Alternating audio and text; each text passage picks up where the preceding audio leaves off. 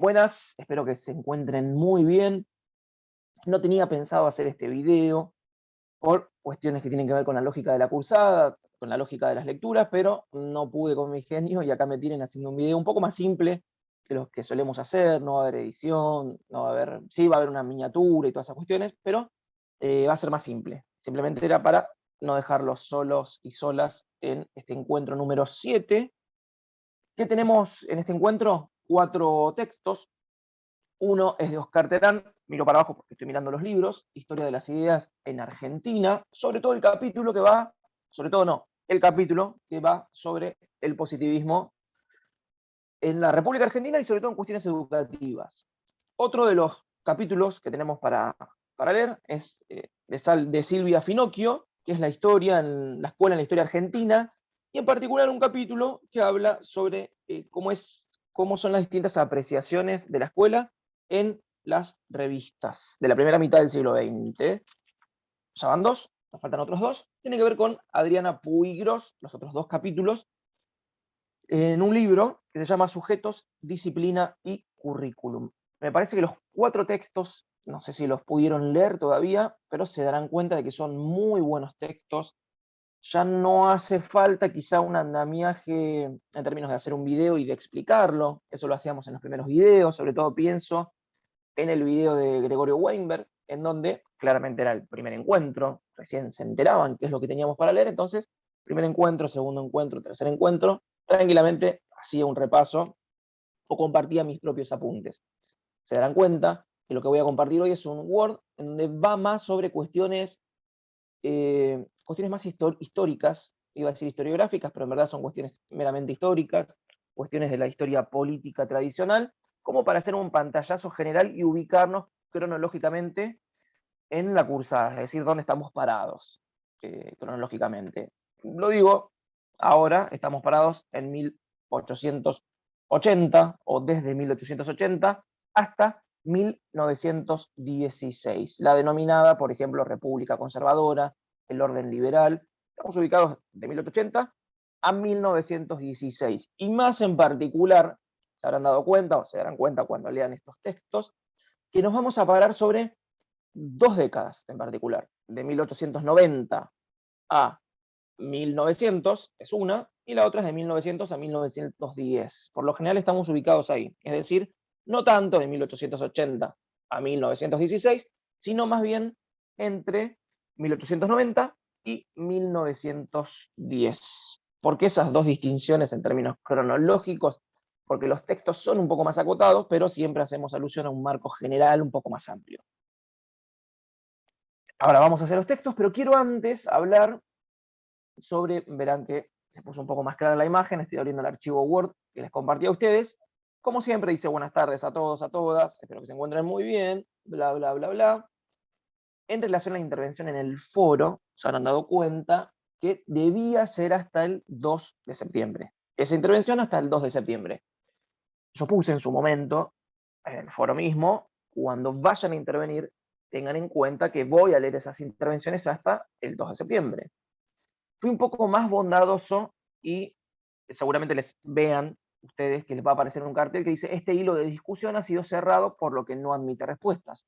Si quisieron entrar después del 2 de septiembre, seguramente hayan tenido dificultades para dejar una respuesta en el foro. Dije que fui un poco más bondadoso porque la estiré, no solamente fue hasta el 2 de septiembre, sino hasta el 5 de septiembre. Podría haberles pasado algo, pudo haberles pasado algo, eh, problemas en el suministro eléctrico, problemas familiares, sé que tienen sus obligaciones, entonces me pareció un poco estricto cerrar una intervención en el foro a un día en particular, que sea el 2 de septiembre. No así, esto es muy importante, con el primer trabajo práctico. Ya he comentado, al menos en 2 ocasiones, recuerdo haber hecho un video, recuerdo haberlo puesto en un archivo Word, la importancia que tienen los trabajos prácticos, que en nuestra materia hacen las veces de un parcial.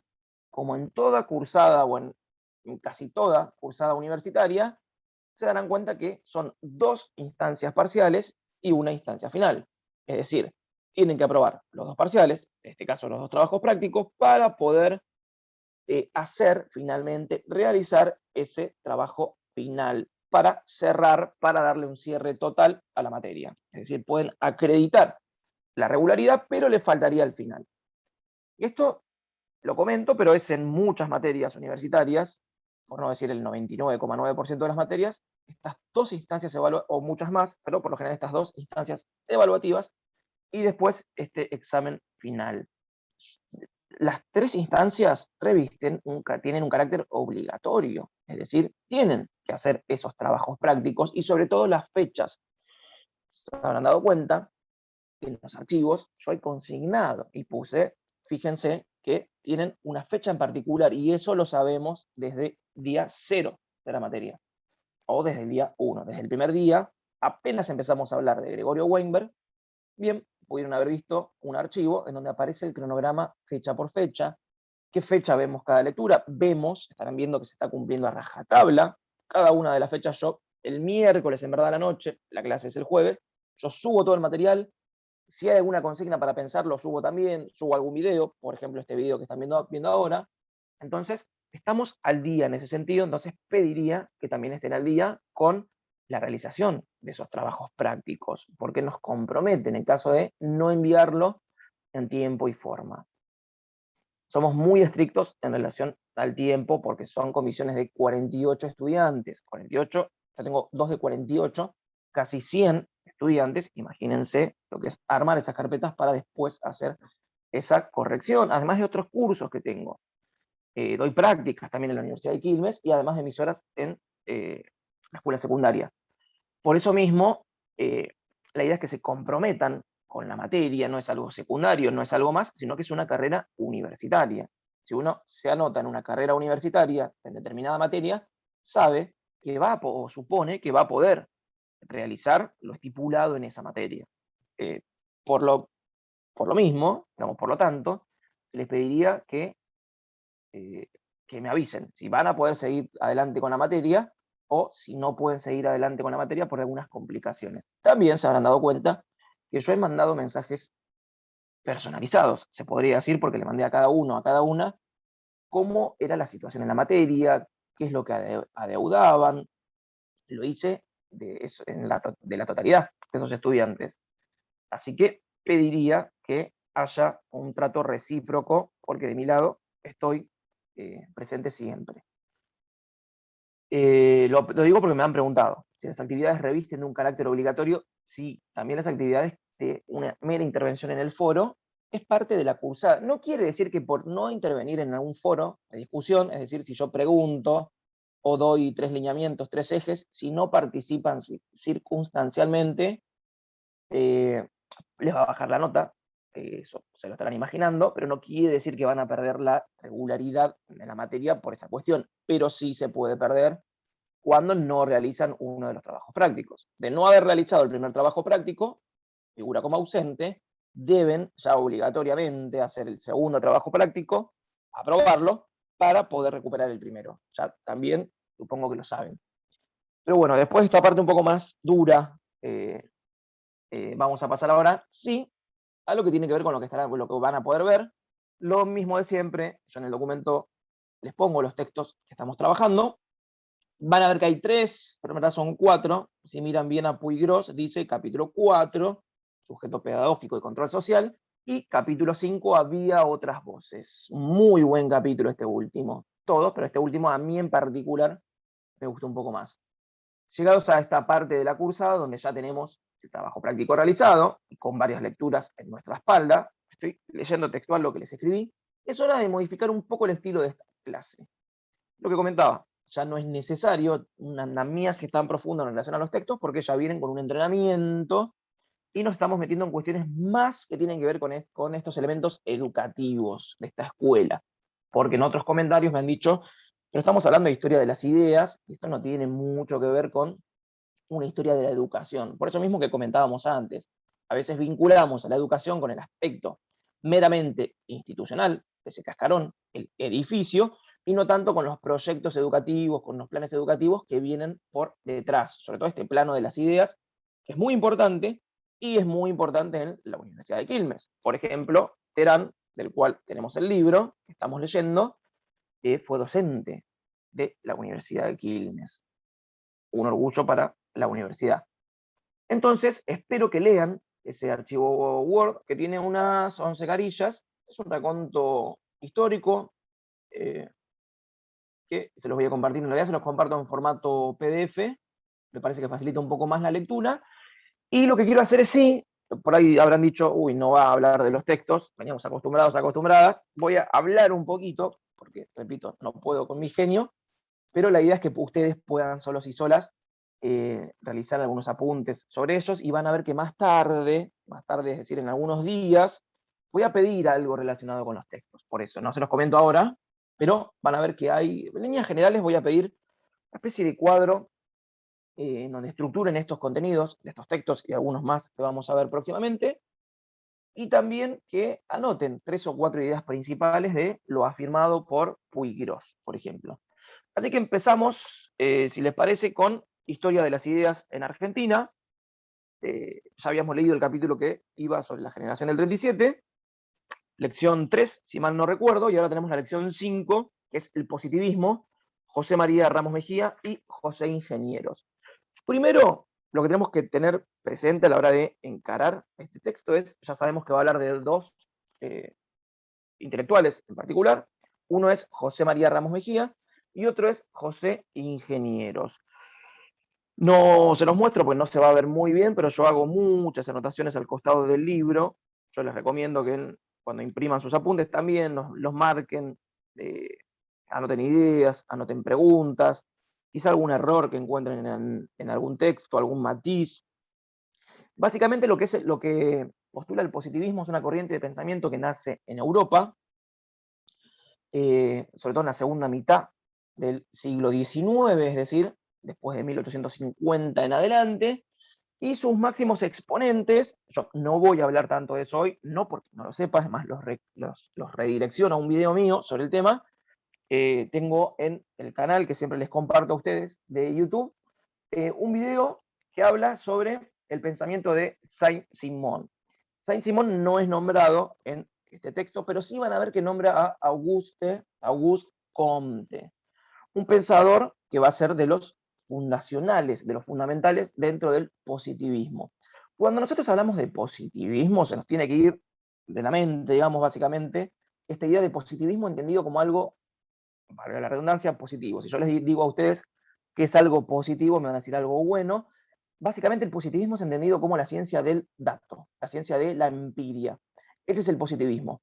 Es un positivismo que va a tener mucha confianza, una confianza ciega, si se quiere, en esta idea del progreso ilimitado, el progreso de la razón, el avance de esta razón nos va a hacer sujetos libres e iguales, una confianza ciega en el progreso de la ciencia, porque también se tiene una confianza ciega en el progreso de la razón, y en esta, repito, confianza ciega de este progreso de la ciencia, estamos haciendo alusión a estas ciencias llamadas duras o estas ciencias exactas, a la matemática, a la botánica, a la física, a la química, y vamos a ver que el nacimiento de la sociología, tengo también un video en el canal por si quieren profundizar sobre estas cuestiones, que va sobre el contexto histórico, el contexto histórico en el que surge la sociología.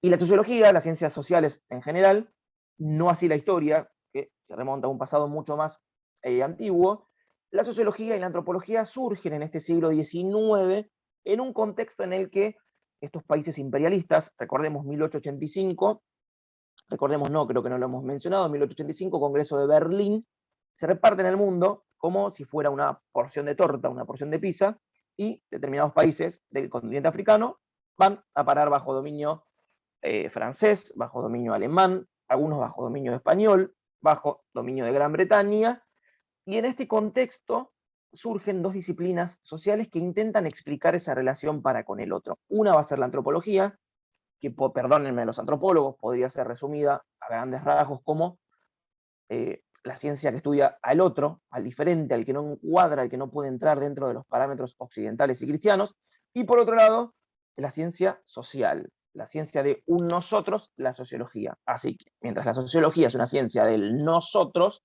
la antropología es una disciplina que estudia a los otros. Te digo más lento porque a veces presta la confusión, hablo muy rápido. La sociología, ciencia de nosotros, nosotros como pensando siempre en términos europeo, francés, alemán, inglés, y la antropología como la ciencia que estudia a ese otro. En ese contexto van a ver que surge, porque es una idea que ronda todos los textos, esta cuestión del darwinismo social. Ya por darwinismo social seguramente se le venga a la mente a ustedes la imagen de Charles Darwin, quien había estado recorriendo la República Argentina, más o menos para 1833-1834, tuvo contacto con Juan Manuel de Rosas. No era gobernador Juan Manuel de Rosas, sino después, sí, profe, era gobernador. Y fue gobernador de 1829 a 1852. Sí fue gobernador, pero hubo un interregno en el medio, donde él no fue gobernador de la provincia de Buenos Aires entre 1833 y 1835. En ese momento, en ese contexto, es cuando Darwin toma contacto con ese campamento de Rosas que se encontraba expandiendo la frontera en la denominada conquista o campaña al desierto. 1833-1834. Años después, ese famoso Carlos, para los amigos, Darwin, se va a hacer más famoso todavía, era un naturalista eh, de Gran Bretaña, se va a hacer más famoso por publicar 1859, creo, no me quiero equivocar, 1859, el origen de las especies y sobre todo está pensando en la evolución de las especies, donde en términos evolutivos, en términos biologicistas y en términos de especies animales, él postula de que algunas sobreviven porque se logran y evolucionan porque se logran adaptar al medio. Es decir, que las especies que perduran, que persisten, que evolucionan, son aquellas que se adaptan al medio. Los profesores de ciencias naturales me podrán corregir si me equivoco en algo. En ese sentido, y al menos en ese libro, aparece esta idea de la jirafa de cuello corto y de cuello largo, y uno me dirá, ¿qué tiene que ver, profe, la jirafa del cuello largo y de cuello corto con historia de la educación? Aparece mencionado en estos capítulos, por eso la menciono. En donde la jirafa de cuello corto no se ha, pues no pudo, digamos, adaptarse a ese medio en donde, por cambios climáticos, ya no tenía accesible su alimento a ras del suelo, sino que necesitaba consumir alimentos de las copas de los árboles. Sí pudieron hacerlo las jirafas de cuello largo, entonces se han extinguido unas y han evolucionado y sobrevivido otras. Entonces, eso se postula en términos de especie.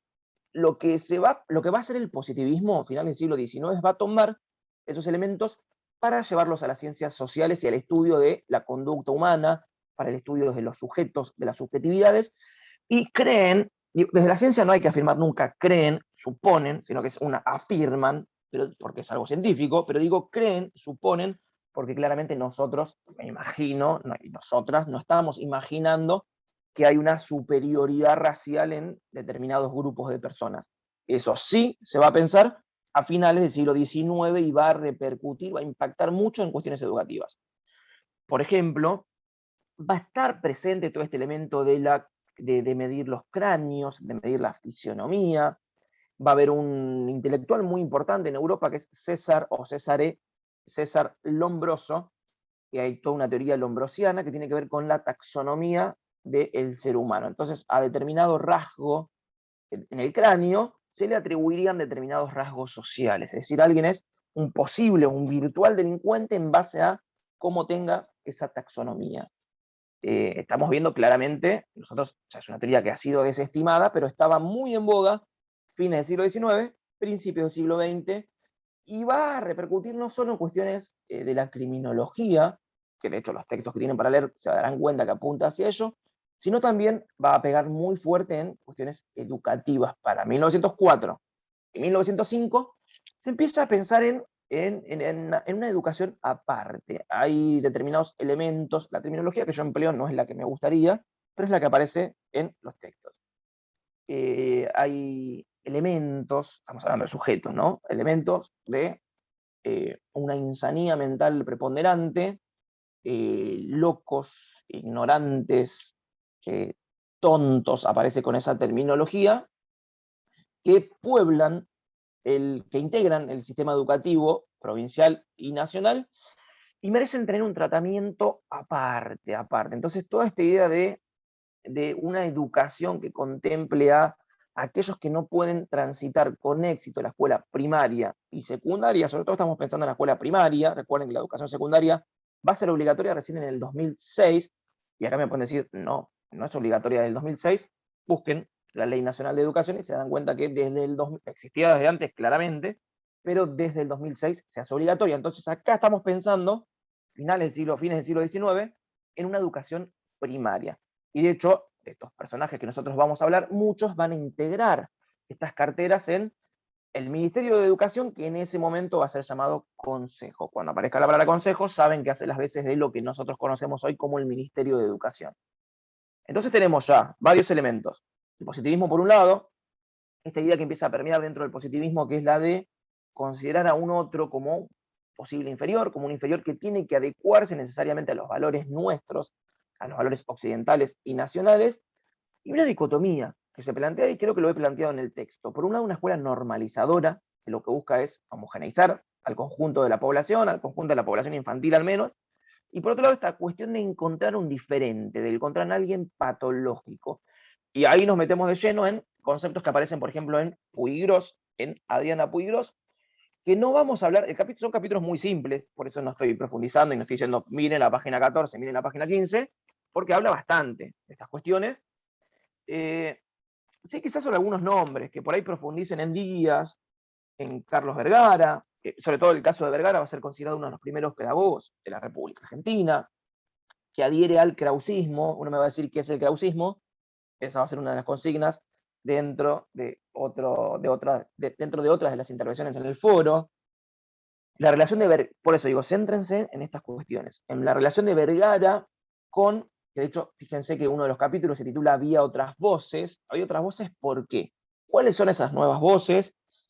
No quiero espoliarles mucho el final de la película o final del capítulo, pero sabemos que esas nuevas voces serían, además de movimientos internos dentro de la propia oligarquía, dentro de una nueva clase media que quiera acceder al poder. Estuvimos viendo, por ejemplo, ahora van a ver en el texto, la revolución de 1890, algunos levantamientos de la Unión, de la naciente Unión Cívica Radical, va a llegar al poder luego de la reforma 1912, la famosa Ley Sáenz Peña.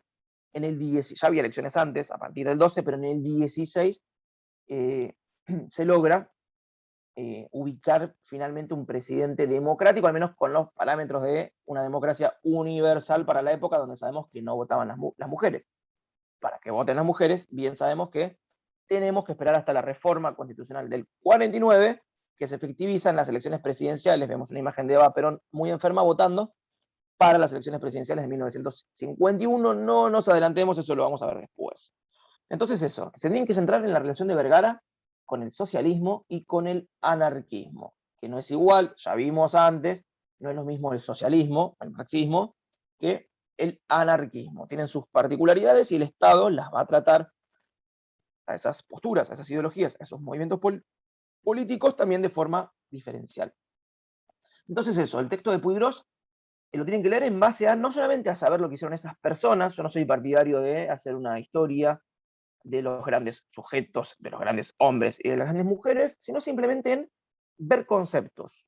Y acá cuando decimos ver conceptos me quiero detener un segundito, porque tiene una lógica, ella no lo va a afirmar así, pero lo cita, una lógica Foucaultiana.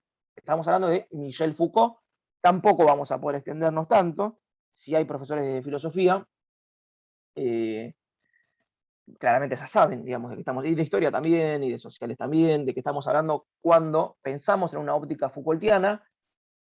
Como no tenemos tiempo, también si quieren profundizar sobre cuál es el enfoque que adopta Adriana Puigros y qué es esto de esta lógica Foucaultiana a leer las instituciones, les recomiendo también en ese canal de YouTube que recomiendo siempre, que es el mío, que es el Profe Lucas, que hay, si mal no recuerdo, casi 10 videos sobre el pensamiento de Michel Foucault. Tiene 2 obras, para mí, claves, cumbre, para otros historiadores pueden ser otras. Yo creo que Vigilar y Castigar marca un parteaguas, pero en 1975, si mal no recuerdo, pero sobre todo 2 años antes, él en la Universidad de Río de Janeiro, Universidad Católica de Río de Janeiro, tiene una serie de 5 conferencias que se titulan luego, se publican años después, como La verdad y las formas jurídicas. Y yo me tomo el tiempo de un episodio por cada una de esas conferencias, y también me tomo el tiempo de hacer un video por cada uno de los capítulos de Vigilar y Castigar. Entonces digo, porque por ahí dicen, el profesor no está hablando de esto porque no tiene ni la menor idea. Si necesitan saber sobre esta lógica de lectura que hace Adriana Puigros sobre cómo entiende ella al sujeto, cómo entiende el currículum, cómo entiende la institución educativa, pueden tranquilamente ver esos videos. Son bien, no es que sea interesante el video, pero sí es una temática muy interesante, ¿no? Lo que va a hacer Foucault, como para hablar un poco básicamente de esto, él es un intelectual francés eh, muy importante, es el filósofo más leído, el más comprado, digo el más comprado porque se han vendido un montón sus obras, que escribe en la segunda mitad del siglo XX. Segunda mitad del siglo XX tiene obras a partir del 66, 67, 68, y va a ser conocido por trabajar sobre los insanos mentales, sobre el nacimiento de la clínica, y le va a interesar también estudiar estas instituciones que, al menos en la verdad y las formas jurídicas, llama como instituciones de secuestro.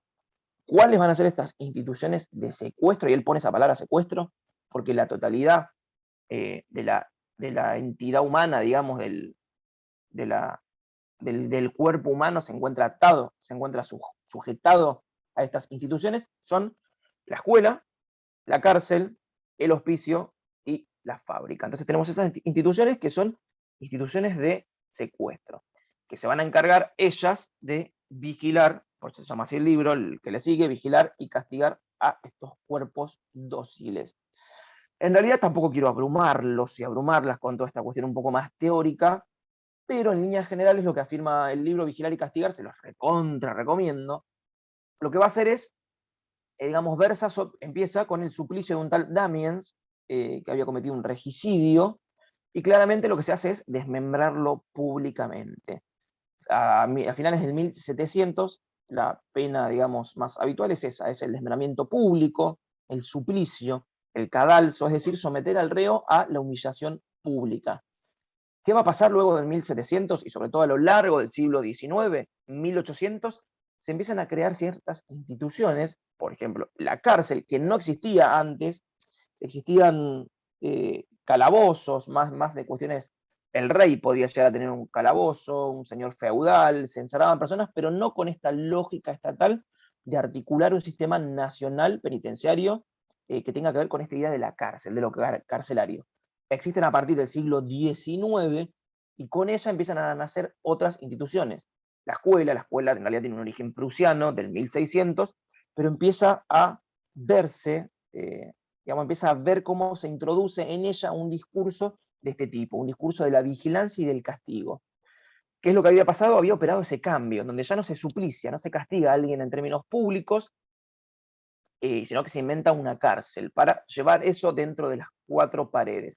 No es que desaparezca el poder, y a eso Foucault le interesa un montón, no hay ya un poder visible, un poder soberano, un poder que se ejerce sobre todos y sobre todas, pero sí ya empieza a haber un poder invisible, sutil, que no es por ello, dice él, menos efectivo, es un poder más capilar que precisamente al no verse su faceta tangible, puede dominarlo todo. Esa es la idea también del famoso panóptico, que es, tienen una idea arquitectónica, pero él también la aplica a toda la sociedad, que es desde un centro desde donde se puede observarlo todo. Siguiendo esta lógica, la escuela funcionaría claramente como una institución de secuestro y como un panóptico. Entonces vemos que Adriana Puigros coloca su pensamiento dentro de esta línea Foucaultiana, y no quiero abrumarlas tampoco, pero también tiene una teoría muy importante del sujeto y del conocimiento, que de hecho verán que el libro de Puigros se llama Sujetos, Disciplina y Currículum, en donde los sujetos no anteceden a la institucionalidad, es la institucionalidad la que antecede a los sujetos. Es decir, el estudiante en cuestión no entra siendo estudiante a la escuela, sino que entra como individuo, de hecho la palabra individuo tiene todo un peso filosófico, conceptual importante, y sale siendo un sujeto. De hecho la palabra sujeto, utilizada por Puigros, tiene que ver con alguien sujetado, con alguien que tiene una sujeción a determinada cultura. No hace la terminología individuo. Por eso no utiliza individuo y utiliza la palabra sujeto. Tiene que ver con esta cuestión de este ser, este individuo que ahora en verdad se encuentra sujetado y ya sí es un sujeto de conocimiento. Se encuentra interpelado por estas subjetividades. ¿Por qué le interesa a Puigros esta cuestión? Porque todas las teorías pedagógicas empiezan a operar en este sentido. Empiezan a observar, empiezan a vigilar, empieza a imperar toda esta lógica de la vigilancia, del castigo y de la disciplina, y se empiezan a construir ciertos andamiajes teóricos que hacen las veces de teorías pedagógicas. Me parece importante explicarlo, porque ese sentido tiene el que le vamos a imprimir a la lectura de Vergara, por ejemplo. Por ahí fui un poquito más a fondo, dije que no iba a hablar tanto, pero bueno, me parecía necesario explicar estos conceptos más Foucaultianos y de una teoría del sujeto.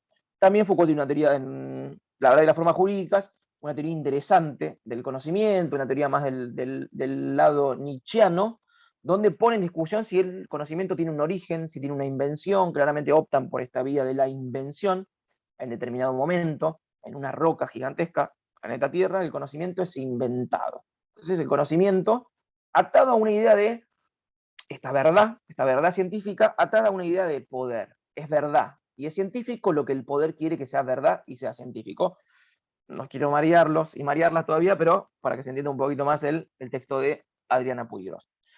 Y por otro lado, y para finalizar, porque ya hablamos de Terán, ya hablamos de Puigros, tenemos que ir a Finocchio. Es más iba a decir de nuestro palo, de nuestro lado, es profesora en historia y doctora en ciencias sociales. En mi caso soy licenciado en historia y doctorando en ciencias sociales. Entonces, a mí, digamos, me apasionó, al menos la lectura y el enfoque que le da al texto. Y para resumirlo, para no agregarles más, porque ya estuvieron agobiados y agobiadas con el trabajo práctico, simplemente mencionar que lo que hace el texto es ir sobre cómo son las apreciaciones de la escuela en las revistas. Y cuando decimos revistas de la educación, seguramente se les venga a la mente una, si dejo unos segunditos para que piensen, van a decir, y no se me ocurre ninguna revista educativa. Yo les preguntaría, ¿no se les ocurre? Antes, hace 10 años, 8 años, circulaba mucho en las escuelas, una revista llamada El Monitor. El Monitor, habrán visto, que aparece en estos textos que estamos viendo de fines del siglo XIX y me suelen preguntar, profe, ¿es el mismo monitor de la educación? El que nosotros vemos es exactamente la misma pública. Ha pasado el tiempo, claramente tiene otro enfoque, pero es la misma revista que uno da cuenta, digamos, puede indagar en esa revista cuál es la concepción que se tiene de educación en determinado momento dado. Y lo que me parece interesante también es que, así como Puigros decía, había otras voces y había nuevas voces. Sí quiero que se detengan en esto, que de hecho una de las futuras consignas va a ser en este sentido, es el nuevo tipo de escuela. Es decir, no está pensando en una escuela tradicional, o si lo piensa, también da cuenta de cómo esta escuela tradicional puede ser, puede ser posible en ella que se apliquen ciertas reformas, lo que ya estuvimos charlando, y sobre todo la escuela de los anarquistas, por ejemplo. No me podría decir, pero los anarquistas eran personas que estaban en contra de la acción estatal, sí, pero no así, no van a estar en contra de cuestiones educativas. Se van a caracterizar por una alta cultura, por el establecimiento de obras filodramáticas, por publicaciones, por diarios. Uno se los imagina por ahí con una Colt bajo el brazo, con un arma, con un explosivo, pero van a ser lectores de grandes obras. Por ejemplo, las obras de Darwin van a ser impresas y distribuidas por estos grupos anarquistas. Entonces me interesa que ustedes miren y busquen y sepan rastrear estas miradas de, por ejemplo, el Monitor de la Educación sobre estos nuevos grupos que postulan otro tipo de educación. Así que bueno, sin más, igual creo que fue un encuentro corto, 20 y pico de minutos, deben ser o 30, no llevé la cuenta, pero bueno, no quería dejarlos solos y solas en estas cuestiones. Si me quieren preguntar algo, porque fue muy breve, sobre Puigros y sobre todo este enfoque metodológico y teórico, me lo pueden preguntar. Vean que hay una campanita y un mensajito arriba a la derecha en el campus. Le dan clic ahí y me pueden mandar un mensaje tranquilamente por mensajería interna o a mi correo electrónico. Se dan cuenta que yo respondo siempre, por ahí me demoro un día, por ahí me demoro dos, pero suelo responder. De todas formas, esta cuestión previa que hicimos sobre Puigros es básicamente para que se entienda un poquito más el texto. Quédense tranquilos y tranquilas que no vamos a preguntar sobre la filosofía de Foucault porque no es tema de la cursada, pero como venimos hablando de historia de las ideas, y Puigros lo cita a Foucault, y de hecho ya en el título se para desde cierto enfoque, me parecía necesario puntualizar en ello. Sí, tienen que hacer, es algo que les recomiendo, que de hecho va a ser también una de las consignas, una línea de tiempo en donde vayan consignando algunos elementos importantes de estos elementos educativos. Es decir, hagan una línea de tiempo, por lo pronto sería entre 1880 y 1916, pero les recomendaría que armen la línea de tiempo desde 1810 y la vayan completando, que pueden hacerla, yo soy más partidario de escribirla, de hacerla a mano, de tener pegados stickers frente a mi computadora, frente a la pared, pero en el caso de ustedes pueden hacer un drive, pueden hacer un archivo e ir consignando allí todas las fechas, no necesariamente tenga que ser como una línea de tiempo tradicional en sentido horizontal, sino que en sentido vertical pueden ir poniendo año tras año, por ejemplo, 1884, la ley 1420, y así con cuestiones que vayan apareciendo en los textos para ordenar un poquito más, porque si no queda muy en el aire todos estos elementos teóricos que vamos y que venimos, algo que no nombraba, porque claramente son varios textos, no podemos nombrar todo, es la generación del 80, también pongan, digamos, el acento ahí, en esta generación del 80, que aparece en el texto de Puig Gros, Sujetos, Disciplina y Currículum, que es una generación que tiene algunos elementos derivados de esta generación del 37. Generación del 37 que lleva su nombre, recuerden, por el salón literario de esta librería de Marcos Sastre en 1837. Así que básicamente es eso. Tomen nota de esta generación del 80, que toma muchos elementos de este salón literario del 37, y que de hecho Sarmiento, por ejemplo, se va a convertir en presidente, y Sarmiento, si bien fallece en 1888, va a tener una fuerte presencia y va a tener vínculo con estos grupos de la generación del 80, que también tienen un ideal muy similar al unitario, aunque bien dijimos antes que tampoco la generación del 37 puede ser consignada como eh, integrada por elementos unitarios, por personas unitarias. Así que bueno, simplemente esto fue todo desde el encuentro, fue un poco más caótico, porque hay 4 textos, nos pusimos un poco más complejos, pero bueno, espero que les haya servido de algo esta explicación. Si no, me lo avisan, saben que esta dinámica de la cursada es bastante, se puede adaptar a estas cuestiones de, no, profe, la verdad que los videos me complican más, preferiría que no me mande más videos, leo los textos, o por el consejo que les sirve, porque me han comentado eso. Sí, la verdad que prefiero, además pueden, como son docentes, yo estoy pensando siempre en eso, ¿no? Como son docentes de secundaria, pueden estar trabajando, pueden estar llegando a su casa, planificando, cocinando, bañando a sus hijos. Entonces, por todas esas cuestiones, ponen el video, lo escuchan y a otra cosa mariposa. Así que bueno, sin más, los despido, las despido, saben que para cualquier cosa estoy. Estaré leyendo estos días, estas semanas, sus trabajos prácticos. Así que bueno, les iba a desear éxito, pero seguramente me estén escuchando después de hacer esa entrega, así que nada, espero que les haya sido grato, que no haya sido un sufrimiento para ustedes realizar ese trabajo práctico. Y bueno, meterle pila a esta un poco más de segunda mitad de la cursada. Nos estamos viendo en el próximo encuentro. Muchas gracias.